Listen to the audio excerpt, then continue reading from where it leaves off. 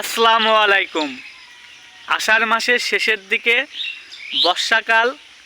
আমাদের বাড়ি কুষ্টিয়া জেলার ভেড়ামারা। কয়েকদিন ধরে বৃষ্টি হচ্ছে। চট্টগ্রাম জেলার কয়েকটি অঞ্চল বা এলাকা বন্যায় ভেসে গেছে। বন্যায় ভেসে যাওয়া মানুষের জন্য দোয়া ও ভালোবাসা রইল। তারা যেন বন্যার ক্ষয়ক্ষতি থেকে উদ্ধার হয়ে স্বাভাবিক জীবনে ফিরতে পারে, ইনশাআল্লাহ।